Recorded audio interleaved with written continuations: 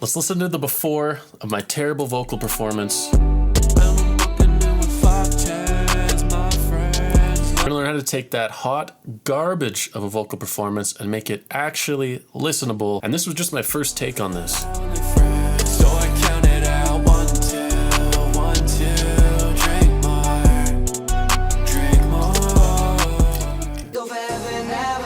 First thing we're gonna do is turn down the beat to -11, and this is gonna give you headroom. If it was going up to 0 on the mixer, we'd have no room to make anything louder or quieter. So the easiest thing to do at the start is just turn this down to 11, and then at the very end of the mix, we can turn everything back up. Make sure you stick through till the end of the video because mixing vocals is a lot like baking a cake. You can't just miss a section of the recipe and think that it's gonna turn out good. You miss one ingredient, and suddenly everything tastes like shit. Okay, one of the biggest differences between pro mixes and amateur is this. You come here, I can tell what this is just by the waveform, cut it out, turn it down -13, and what does that do? It's turning down the breaths. No one wants to hear a loud breath in the middle of their song, okay? I personally don't like cutting them out fully like this, especially if you're in a room that doesn't have the best acoustic treatment, because you're gonna have some background noise, some buzzing, and when you cut this out, it's really apparent in the song. It just stops. And what was once a terribly loud breath is now nice and tucked in the mix, especially once we come in and apply our crossfade, which in Ableton you do by hitting Control-Alt-F.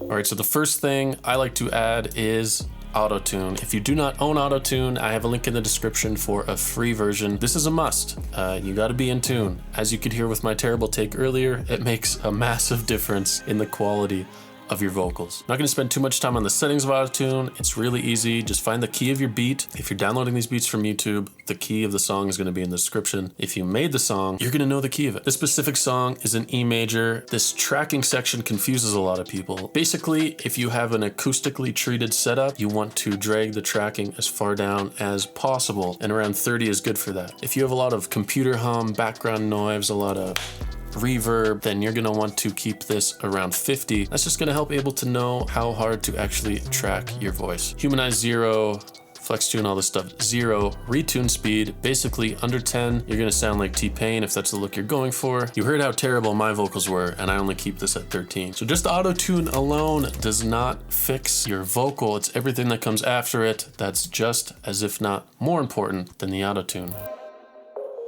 So this first half of the vocal rack that we're making together here is going to take all the bad stuff we don't like away, and then in the second half, we're gonna boost the frequencies that we do like to get that crispy vocal sound. The first thing you wanna do is just give it a short listen and ask yourself what sticks out.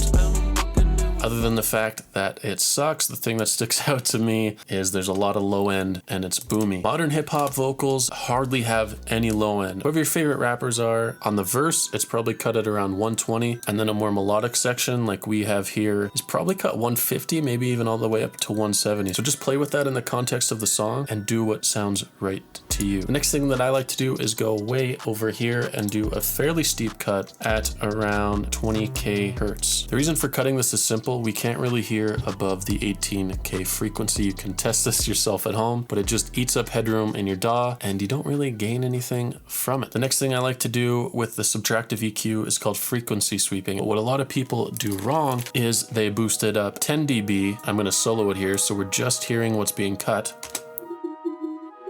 And then they sweep. Well, at boosting at 10 dB, almost everything sounds terrible because it is way too high of a boost. What you want to do is around 4 dB. And this is why I love Fab Filter Pro-Q 3, is because you can actually solo the bands, which a lot of stock plugins you just can't do. So now we're gonna do a sweep.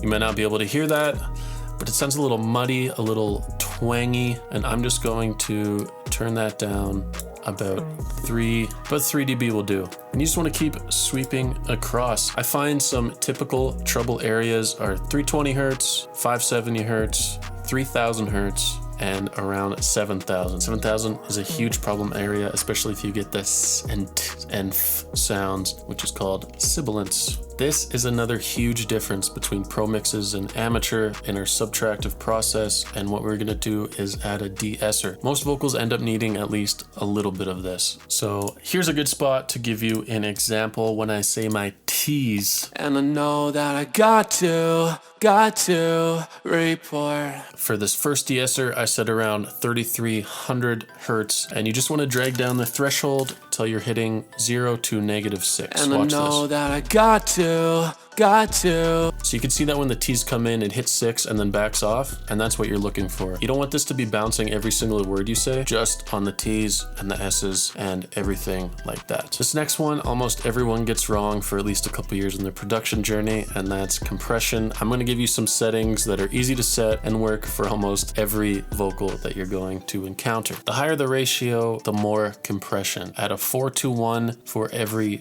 4 dB, your vocal goes above this threshold, only 1 dB is outputted. Another way of explaining it is like telling your compressor, I want my vocal to be this loud. If it goes this loud, turn it down to here. We want a relatively fast attack, and that's how quickly the compressor is going to act to bring things down. 14 or 15 milliseconds should be perfect. And this is a medium to slow release at 300 milliseconds. That's how long it's gonna take the compressor to return us to the regular sound. I do a knee of 18 dB. So after a ratio, attack, and release is set, you're going to wanna start dragging the threshold down. And when you drag the threshold down, it's gonna start ducking your audio. I'm walking in with fire. And this is gonna go against what a lot of people say you should do, but modern rap vocals are heavily compressed. You pretty much just want it to be steadily hitting -6 and then the peaks going down to -9. I know it seems confusing, but you will get used to it quick, I promise. Let's give a quick listen of before and after the subtraction half of our rack. I'm walking in with 510s, my friends, and more. I'm walking in with 510s, my friends, and more. So it is obviously a lot better, but we're pretty far from that pro vocal sound. So now we have to get to the additive section of our vocal rack, and this is where things get fun. The most important stuff is coming up, but quickly guys, I'd like to please ask if you can give me a thumbs up and like this video. It helps me reach more people, make more videos, helps more people learn, and I would just really appreciate it. So thanks in advance for liking the video. Let's get to the next section.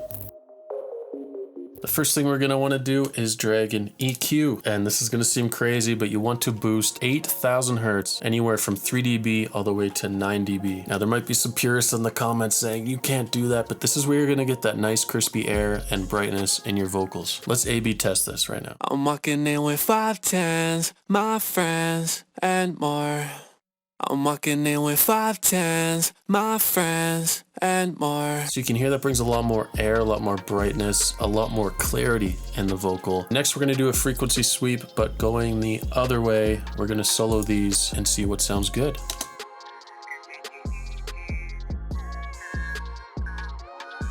So around 1500 hertz is a good place to boost for clarity in your vocal, and the same for around 700 verse, especially in a male vocal. I'm walking in with 510s, my friends, and more. I'm walking in with 510s, my friends, and more. Much better, much brighter, more air, more clarity. We're gonna add a second compressor here, which is gonna help smooth out and finish our sound. 5:1 ratio, 1.6 milliseconds attack, 98 milliseconds release. Very fast, catching the peaks and helping it smooth over. So this is pretty much a perfect scenario here. If it's steady -3 and then peaking at -6, you know you're in the right place. This is why I love Pro C2, because you can easily see everything that's happening. And this stuff doesn't have to be exact. It does vary from song to song, of course. I'm just giving you some nice guidelines that I personally like to follow. If you learn to do this next thing right, your mixes are gonna sound so much more professional. This is what beginners get wrong the most. It is insane. That's of course reverb. I do not recommend putting reverb on a track. I recommend putting it on a send. If you don't know what that means, that's okay. I'm gonna get into it in a minute. Valhalla Vintage Verb is great because there's a low cut on it. If you have this at 0, there's gonna be way too much mud in your reverb. You wanna cut this 400 to 500, generally speaking, and a high cut at around 10,000. You don't need these upper frequencies in your reverb for a lead vocal most of the time. Decay, 1.37 seconds. That's a little long for your main reverb, but depending on the hip hop sound you're trying to go for, a lot of them do use long reverb. And then a pre-delay at 20 milliseconds. And all this is how long it takes the reverb to activate. You don't want this at 0 because you want some clarity in your vocal. So I usually back it off to around 20 for a lead vocal mix. Good rule of thumb with reverb when you're starting is turn it up until you think it's good and then back it off a dB or 2. Valhalla Vintage Verb is my go-to. I really don't like Ableton stock. If you were going to upgrade one plugin today, I would make it your reverb. I think this will get you the furthest for your dollar. We're going to go back and add something to the middle of this rack, but first, this is the last EQ of the rack, and it's just a cleanup. I like to put a low cut on it and bring it up to the original cutoff point of that first EQ. And it's just so if anything was added here, we're just cutting it and getting it away. Something that's super important that I forgot to do earlier is after our 5th plugin, which is the additive EQ, where we boosted all those highs, you're gonna want a second de-esser, and this is super important. We're gonna do it in a bit of a different way. So since we boosted these frequencies at 8,000 on our de-esser here, we want to turn the frequency up to 8,000. And as far as the threshold goes, you want it to be the same. 0, slapping -6, then coming back down.